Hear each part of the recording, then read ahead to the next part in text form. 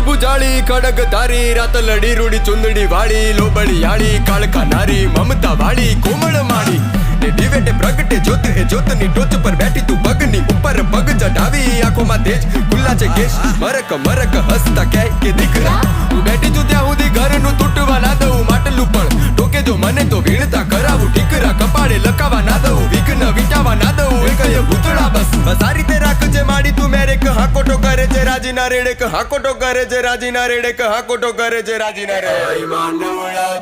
આઈ માનવડા આઈ માનવડા લીલા છમ રાખે ને માનો હાથ માથે શોભે